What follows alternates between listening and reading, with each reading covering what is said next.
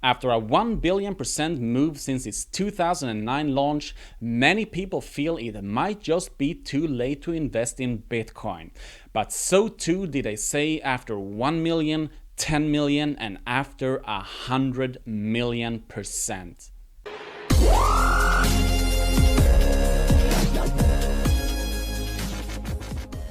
When asked about buying Bitcoin over the last 6 years, people in general respond by saying, yeah, but it's too late now. Look at how much it's gone up. After 2.5 years of silent power amassing, Bitcoin has not just taken out a new all-time high, but rather literally exploded. During the first week of 2021, it was trading at $40,000 and above, twice as much as its previous all-time high. Many people find these levels ridiculous. I too find them expensive, but then I also remember I found Bitcoin to be expensive when it reached $1,000 in early 2017. And that's the thing with all-time highs. Psychologically, they always seem expensive. It doesn't matter what stock, equity or commodity it may concern, the psychology of all-time highs is a topic we will dig deeper into in future episodes. For getting our heads around this psychological blocker and straightening out our understanding thereof will equip us with the patience and bravery needed in order to stand strong and keep our emotions at bay throughout any markup and parabolic run. The possibly most difficult part in trading. And the way to equip ourselves for those battles is for us to understand the art of war, the graphs and the inherent Bitcoin behavior. That's what we're gonna do throughout this year. To give you a quick summary of my own Bitcoin history, I made my first Bitcoin purchase in mid-June 2015 at $250. As my interest in this new and atypical technology gradually grew, I became more and more convinced about its practical properties. And putting my money where my mouth is, by late 2016 I was heavily invested in it. We're talking most of my portfolio, and in the following year I was in for quite a pleasant ride. But although Bitcoin is one of my biggest net winners of all time, I still managed to make a fingerprint card rerun, thus causing me to miss out on a good chunk of the fun. And by the end of 2017, this again had caused me to miss out on significant profits, well into the millions of pounds, or twice as much by today. So, I missed out on a minor fortune in fingerprint cards. Then I slapped myself in the face once more by missing out on the full Bitcoin ride, and all this over the course of 5 years. And to make matters worse, imagine the accumulated amounts I'd be in possession of if only I'd stuck around long enough in fingerprint, and if I then were to reposition it all into Bitcoin. That, my friend, would be a lot of zeros.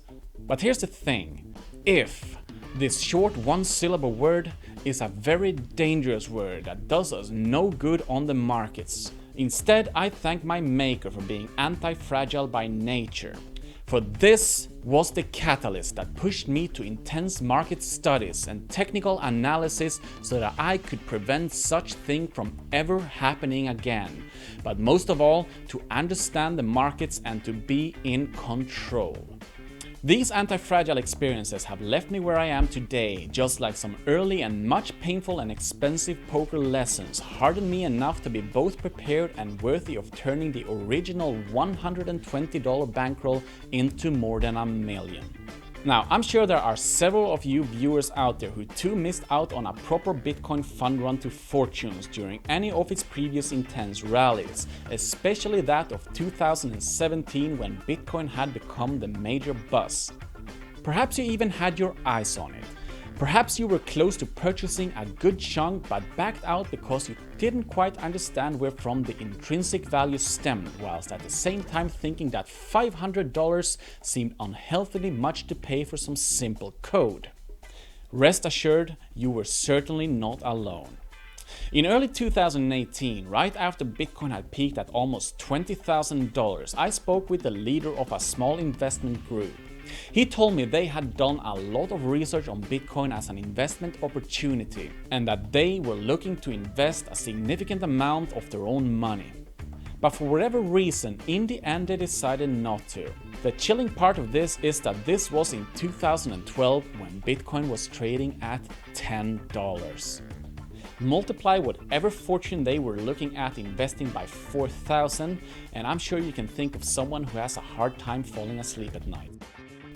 Most of us can relate to having strongly considered buying a certain stock, equity or asset, but without eventually doing so, just to watch it take off on an insane run that would have made us set for life. If you're one of those people, I'll say it again, you are not alone. Bloody hell, I think I need to cut down on the drama a bit, otherwise this is gonna come across as some Me Too movement. Yeah, why not? Maybe we should do a Me Too movement on Bitcoin. I missed out on Bitcoin. #MeToo. And if it's any consolation, we'll all miss out on many more similar life-changing opportunities in the future. Yet there is no point at all in moping about on missed out wealth, for as we've discussed before on this channel, new opportunities will constantly arise to anyone who keeps their eyes open and their brains in shape. All we need to do is to catch one. Yes, one. Being a long enough devoted Bitcoin enthusiast myself, I've always been convinced that it was always only a matter of time before Bitcoin would proceed its next leg up. But as no one knew for how long the power amassing phase would last, I have not been involved much in Bitcoin at all since its previous markdown. And the reason is simple. I rarely swing trade Bitcoin as I don't hold real Bitcoins but rather Bitcoin derivatives. And as Bitcoin is open 24/7 but the derivatives available on my platform are only open roughly during market hours, you risk being in for some truly nasty overnight or weekend surprises. Too much is left out of your control. In that sense, stop losses are a nightmare as any flash crash can set you back enough to sweat blood. For that reason, Bitcoin and Ethereum have ever only amounted to position trades of mine, as in swing trades that I intend to hold for anything from a few months to a year or two. Now, I did in fact invest a fair bit in Ethereum back in August during the very end of its accumulation phase, but as I didn't expect this blow-off reaction, I took most of my profits fairly early during its steep run-up. Yet I still hold about 12% of that purchase as a free roll, which has paid off quite handsomely on its own. But more on Ethereum in future episodes. Now, Bitcoin is incredibly interesting from many technical standpoints, and this immediate and aggressive run-up shouldn't necessarily worry you much about having missed out on the new ride. I'm not gonna go into why in this episode, that's why we've set up this series, so that we can dedicate an entire year to Bitcoin and its technicals. In the next Bitcoin series episode, we will dig deep into 3 highly relevant technical areas. 3 things that have all convinced me we may in fact be in for another ludicrous markup. Another forgiving chance for everyone who missed the previous 3 boats. That was all for now. Thank you and goodbye.